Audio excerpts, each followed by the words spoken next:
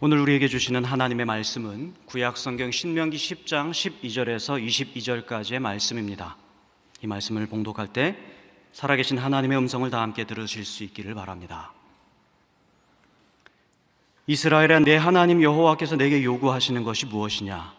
곧 내 하나님 여호와를 경외하여 그의 모든 도를 행하고 그를 사랑하며 마음을 다하고 뜻을 다하여 내 하나님 여호와를 섬기고 내가 오늘 내 행복을 위하여 내게 명하는 여호와의 명령과 규례를 지킬 것이 아니냐?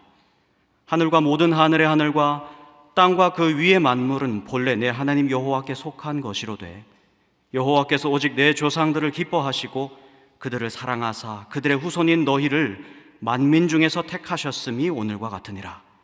그러므로 너희는 마음의 할례를 행하고 다시는 목을 곧게 하지 말라. 너희의 하나님 여호와는 신 가운데 신이시며 주 가운데 주시오 크고 능하시며 두려우신 하나님이시라. 사람을 외모로 보지 아니하시며 뇌물을 받지 아니하시고 고아와 과부를 위하여 정의를 행하시며 나그네를 사랑하여 그에게 떡과 옷을 주시나니 너희는 나그네를 사랑하라. 전에 너희도 애굽 땅에서 나그네 되었음이니라. 내 하나님 여호와를 경외하여 그를 섬기며 그에게 의지하고 그의 이름으로 맹세하라.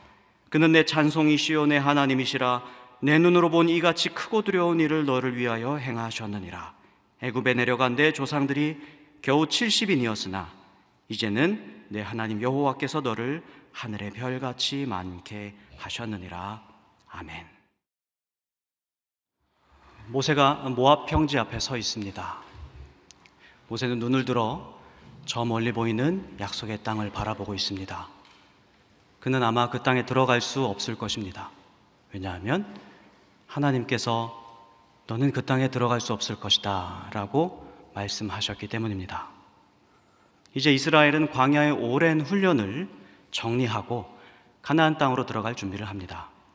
마지막 대오를 정리하고 이제 백성들의 마음을 새롭게 가다듬게 하기 위해서 모세는 모압 땅 앞에 서 있습니다. 그 분위기가 사뭇 비장했을 것이고 여느 때보다도 모세의 마음은 절절했을 것입니다. 신명기는 바로 이런 상황에서 백성들에게 선포된 모세의 마지막 설교입니다. 시간이 얼마 남지 않은 모세는 백성들에게 무슨 말씀을 해주고 싶었을까요?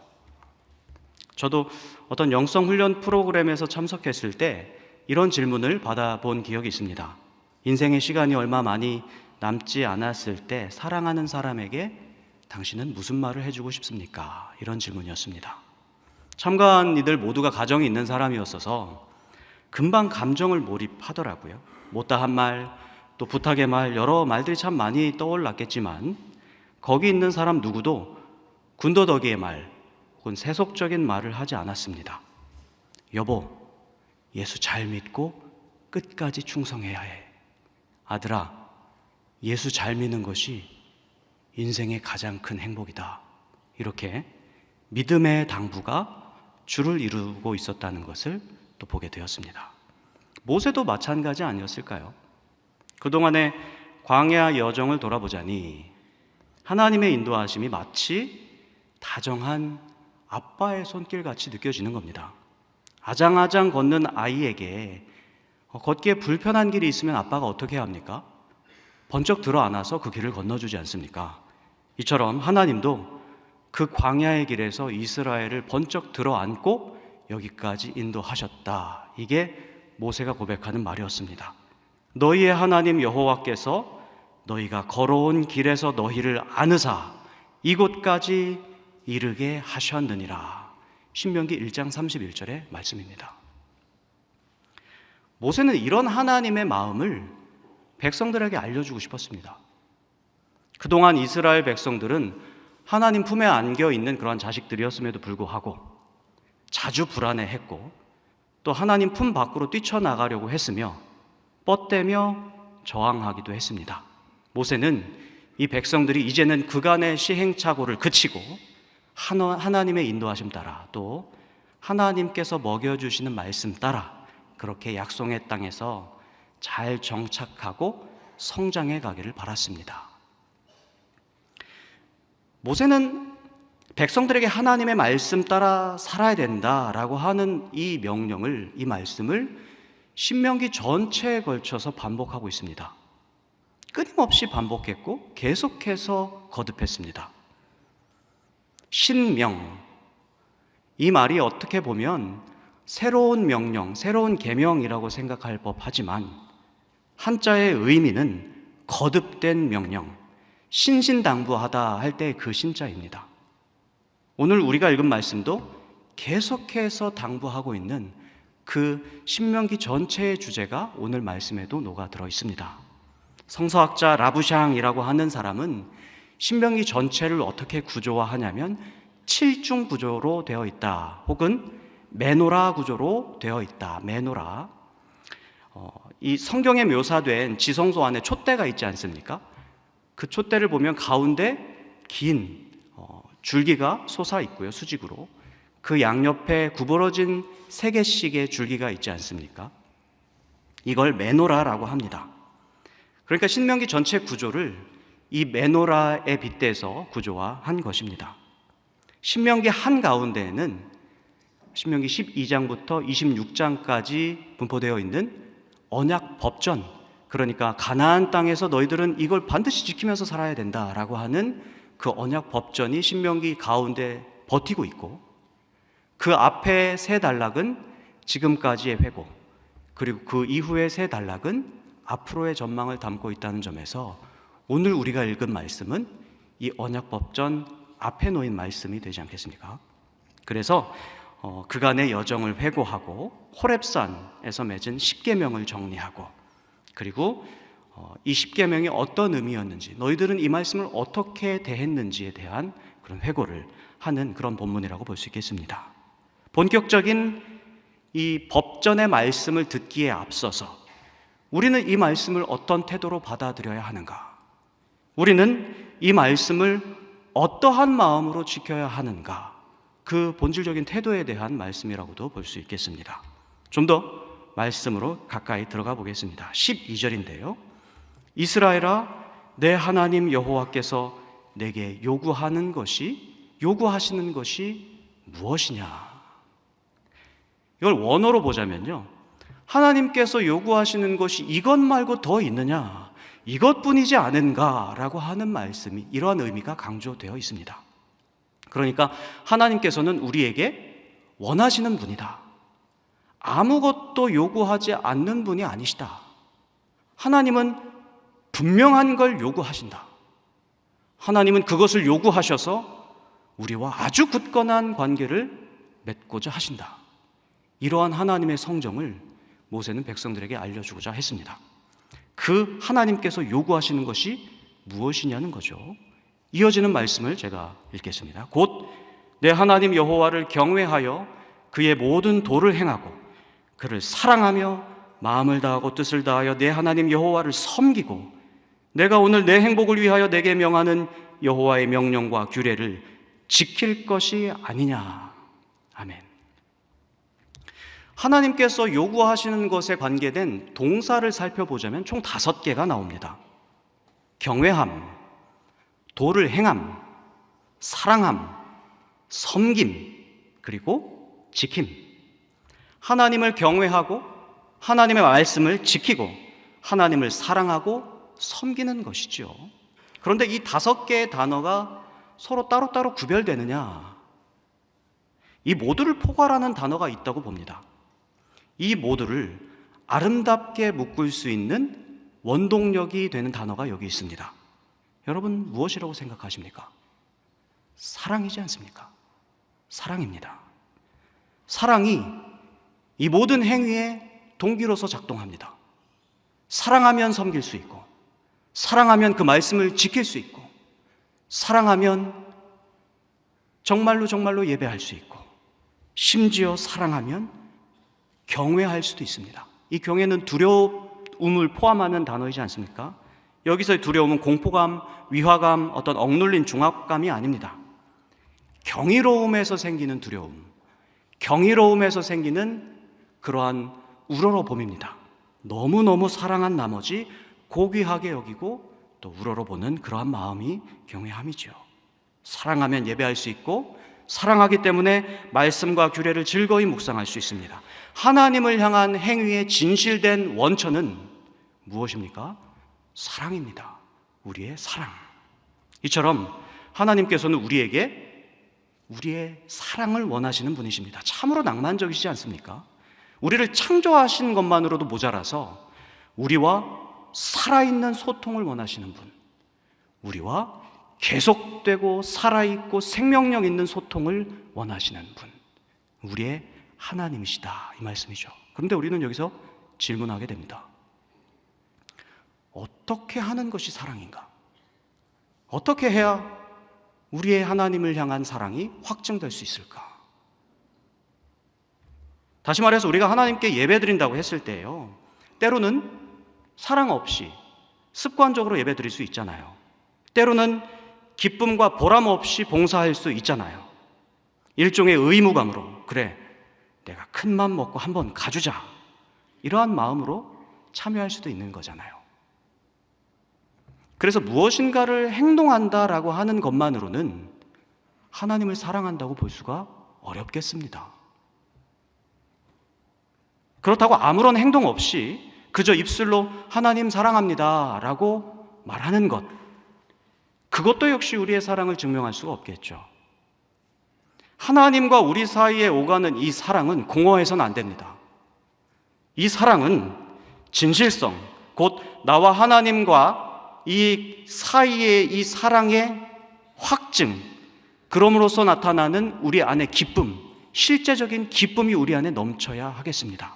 그러기 위해서는 사랑의 내용과 형식이 필요하겠죠. 이 둘이 조화롭게 만나야만 하겠습니다. 모세는 이에 대해서 뭐라고 권면하는지 말씀을 통해 귀에 기울여 보겠습니다. 14절입니다.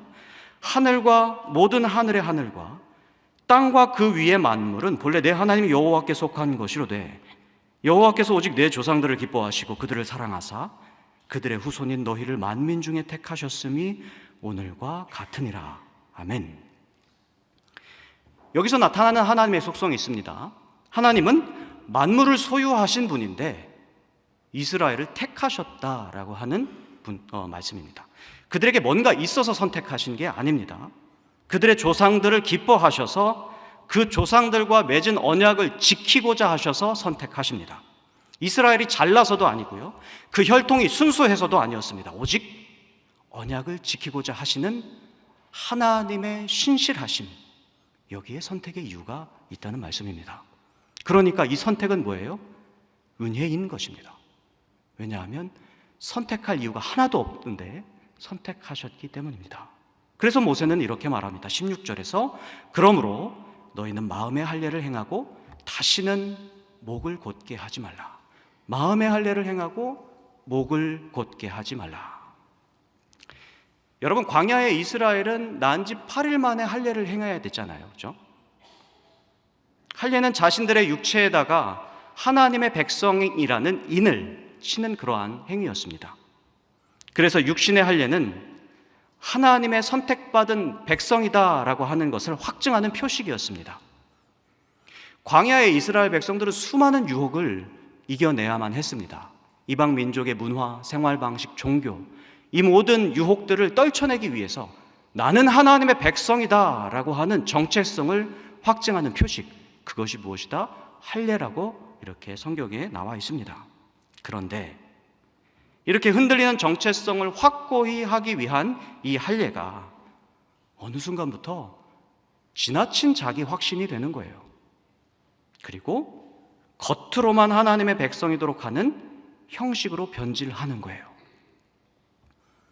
내가 할례 받았다는 사실 자체만으로 이제 나는 하나님의 백성이다라고 하는 등식을 스스로 세우고요, 내가 히브리 백성의 혈통이다라고 하는 그 자체가 나를 하나님의 백성으로 만들어줄 것이다, 이렇게 생각하고요, 내게 하나님을 향한 아무런 사랑이 없는데도 불구하고 내 몸에는 할례의 자국이 있으니 나는 하나님의 백성이다, 이렇게 말합니다. 그러니 이 할례가 얼마나 공허한 형식이겠습니까? 그래서 하나님은 마음의 할례를 행하길 원하십니다. 마음에다가 할례를 행하시길 원하십니다. 마음의 할례는 선택받음의 은혜를 깊이 묵상할 때 일어납니다. 다시, 마음의 할례는 내가 선택받았다라고 하는 것을 깊이 묵상할 때 일어납니다. 은혜를 깊이 묵상하다 보면요, 성령님께서 우리에게 빛을 비춰주시는데, 그때 드러나는 것이 우리의 연약함이요, 우리의 자격 없음이요, 우리의 모자람입니다. 꽁꽁 싸매어 두었던 우리의 깊은 죄악, 도무지 씻겨지지 않을 것 같았던 나의 지난날의 죄악도 그 빛 아래에서 여실히 드러나게 됩니다. 그 내리쬐는 빛 앞에서 우리는 절대로 목을 곧게 할 수가 없습니다. 뻣뻣하게 세울 수가 없습니다. 고개를 숙이고 굳어있던 마음을 치면서 마음을 부드럽게 할 수밖에 없습니다. 마음의 할례와 부드러운 마음, 온유하고 겸비한 심령은 이렇게 서로 연결되는 것이죠. 비로소 우리의 마음밭이 온유해졌을 때 성령님은 따스한 음성을 우리에게 들려주십니다. 나의 종 이스라엘아, 내가 택한 야곱아, 나의 벗 아브라함의 자손아, 내가 땅끝에서 너를 붙들었고 땅 모퉁이에서 너를 불렀다. 내가 너를 택하였고 단 한 번도 싫어한 적도 없었고 너를 버린 적도 없었다. 내가 어떻게 너를 잊겠니? 너를 내 손바닥에 너의 이름을 새겼다. 이렇게 말씀하십니다. 하나님이 먼저 나를 선택하셨다는 사실, 그리고 그 선택마저도 하나님의 은혜의 주도권이었다는 사실, 그리고 나를 위해 십자가에서 흘리신 그 다함 없는 사랑과 도무지 갚을 수 없는 압도적인 은혜에 우리는 감사하고 영광을 올려드릴 수밖에 할 수 있는 일이 없습니다. 바로 이것이 선택의 은혜를 묵상하면서 일어나는, 마음에서 일어나는 마음의 할례 사건인 것이죠. 결국 마음의 할례는 사랑의 내용과 사랑의 형식을 조화롭게 하는 열쇠가 됩니다. 마음의 할례로 하나님 앞에 나아가고, 마음의 할례로 하나님을 예배하며, 마음의 할례로 하나님의 말씀을 듣고 기뻐하며 하나님을 섬기는 것, 이것이 우리가 하나님 앞에 올려드려야 할 아름다운 사랑의 수준이어야 하지 않겠습니까? 하나님께서는 마음의 할례를 행한 자들이 올려드리는 사랑에 기뻐하십니다. 그런데 정말 신기한 것은 하나님은 이 기쁨을 당신 자신에게만 머물게 하지 않으십니다. 그리고 선택받은 우리가 선택받았다는 기쁨 안에 머물러 있기를 원하시지 않습니다. 선택의 기쁨을 다른 나그네를 찾는 데 쏟으십니다. 그리고 우리가 하나님을 사랑하는 그 기쁨을 받으시고, 사랑을 받으시고 그 기뻐함으로 나그네를 선택하시는 분이십니다. 이것을 모세는 나그네를 사랑함이라고 말했습니다. 17절을 보면 하나님은 신중의 신이시고 왕중 왕이십니다. 위대하시고 전능하시며 우리의 경외함을 받을 만하신 분이십니다. 그 높으신 분이 동시에 이런 분이라고 모세는 이야기합니다. 18절입니다. 고아와 과부를 위하여 정의를 행하시며 나그네를 사랑하여 그에게 떡과 옷을 주시나니. 아멘. 가장 높이 계시고 지고한 존재이신 하나님께서 가장 낮은 존재를 향해 계십니다. 고아와 과부 그리고 나그네의 하나님으로 불리기를 마다하지 않으십니다.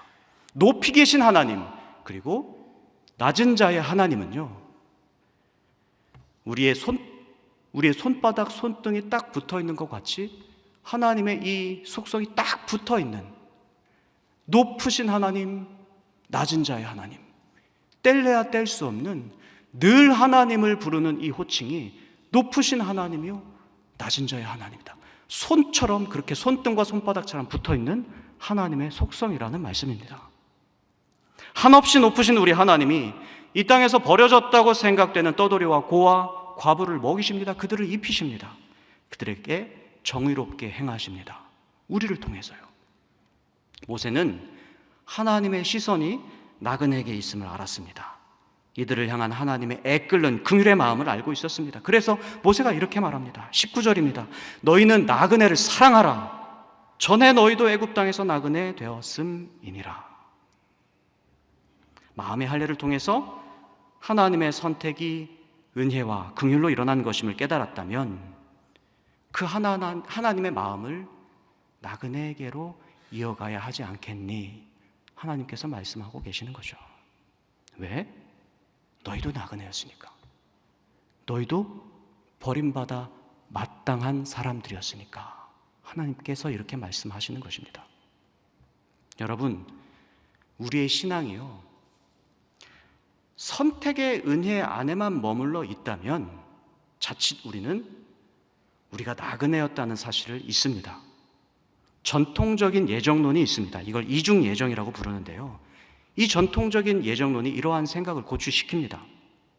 이들은 사람을 두 부류로 나누거든요. 하나는 구원받기로 예정된 자, 그리고 버려지기로 예정된 자.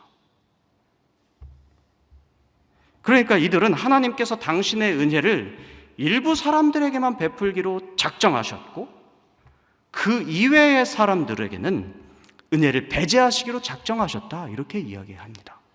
심지어 태초부터 구원받기로 예정된 자가 있고 반대로 버림받기로 예정된 자가 있다는 이야기입니다. 이 말을 다시 생각해 보면 어떤 사람은 버림받기 위해 태어났고 어떤 사람은 멸망받기 위해 태어났다, 이 말과도 같습니다. 가혹하고 무례하고 또 정의롭지 않게 여겨질 수 있지 않습니까? 그래서 20세기 프랑스 개혁교회의 피에르 머리라고 하는 이 목사님은 하나님의 선택을 다음과 같이 이해하기를 시도하고 깊이 묵상합니다. 하나님은 선택받을 자와 버림받을 자를 예정하시는 분이 아니라 우리 모두를 하나님의 자녀가 되도록 선택하시기로 작정하신 분이시다. 하지만 그 선택에 버림받는 이가 있다. 바로 나사렛 예수, 당신의 아들이시다. 하나님께서는 죄인인 우리를 구원하시기 위해서 예수 그리스도를 십자가에 버리시기로 만세전부터 작정하셨다. 하나님은 우리 모두를 선택하시기 위해서 예수를 버리셨다. 이렇게 묵상하는 거죠. 이 묵상이 나중에 바르트라고 하는 신학자에 큰 영향을 미칩니다. 이것이 바로 하나님의 정의입니다. 버림받을 자를 멸망하도록 예정하신 하나님이 아니라 버림받을 자들까지도 긍휼히 여기사 길이 참으시고 그들을 십자가에 달린 예수 보혈로 씻으시는 분, 그리고 그 죄를 잊으시고 그들을 깨끗하다 여기시고 너희는 내 의로운 자녀들이다 말씀하시는 우리 하나님, 정의로운 하나님이십니다. 여러분, 하나님의 정의는 긍휼에서 나옵니다. 그 긍휼에서 나온 정의는 모든 사람에게 차별 없이 모든 사람이 누릴 수 있도록 은혜를 뿌립니다. 그래서 하나님의 은혜는 보편적입니다. 바로 이러한 하나님의 정의로우심 때문에 우리는 우리가 선택받았다라고 하는 사실에 안주할 수가 없는 것입니다. 버림받아 마땅한 우리를 선택해 주셨으니 이제는 우리가 이 땅에 버림받은 것만 같은 백성에게로 나아가서 그들을 선택하는 겁니다. 우리가 죄인일 때 우리를 위해 죽으심으로써 우리를 향한 하나님의 사랑을 확증하셨지 않습니까? 그렇다면 이제 우리는 이 땅의 나그네들을 향해 나아가고 그들을 품고 환대하고 그들의 슬픔과 고난을 마음으로 끌어안고 그렇게 함으로써 하나님께 대한 우리의 사랑을 확증해야 되지 않겠습니까? 신학자 몰트만은 성령의 탄식에 동참함으로써 자기 십자가를 짊어지는 교회가 진짜로 사도들을 계승한 교회다, 이렇게 말했습니다. 성령의 탄식을 듣고 십자가를 짊어지는 교회. 우리가 성령의 탄식에 귀를 기울이면 성령님은 우리에게 나그네를 보여주시는 줄 믿습니다. 우리 주위에 나그네들이 보이게 될 것입니다. 나그네는 이방인일 수도 있지만 매일 마주치는 우리의 이웃일 수도 있습니다. 지금 이곳에 함께 예배하고 있는 신앙의 동료들, 또 우리 가족들마저도 어떤 마음의 정처가 없다면 나그네인 것입니다. 나그네는 고통당하는 내 형제자매입니다. 그래서 나그네를 사랑하라는 말씀은 어떻게 보면 삶의 위기에 처한 우리의 형제 자매를 돌아보라는 말씀과도 같습니다. 또 특별히 성령님께서는 최근에 장마로 터전을 상실한 이들, 다 망가진 농작물을 안고 울먹이는 이들, 떠내려가는 가축을 보면서 발을 동동 구르는 이들, 사랑하는 가족을 잃고 망연자실해 있는 이들을 향해 우리 성령님 탄식하십니다. 그러니 이들을 향해 우리의 사랑의 마음을 머물게 해야 하지 않겠습니까? 사랑하는 소망교회 성도 여러분, 오늘 우리는 신명기 말씀을 통해서 하나님은 우리에게 사랑을 요구하시는 분이라는 것을 알았습니다. 우리는 마음의 할례를 통해서 하나님의 신실하심이 우리를 선택하셨다라고 하는 은혜도 깨달았습니다. 우리를 사랑하시고 긍휼히 여기셔서 우리를 선택하신 주님은 이제 우리를 보내셔서 나그네를 선택하라 명령하십니다. 그렇게 하나님께 대한 우리의 사랑을 확증하는 삶을 살아나가시는 저와 여러분 되기를 간절히 축복합니다. 기도하겠습니다. 사랑의 하나님, 부족하고 연약한 우리를 선택하셔서 하나님의 정의를 베풀어 주시고 우리를 소유 삼아 주심에 감사드립니다. 우리 마음의 할례를 통해 진정한 사랑을 주님께 올려드리고 싶습니다. 우리와 진실된 소통을 원하시는 하나님을 마음을 다해 따르고 싶습니다. 하나님을 경외하며 또 우리에게 맡기신 나그네, 공동체에게 버림받은 것만 같은 많은 예비된 영혼을 품고 사랑하며 섬기는 하늘나라의 시민으로 살아가게 하여 주시옵소서. 예수님의 이름으로 기도드립니다. 아멘.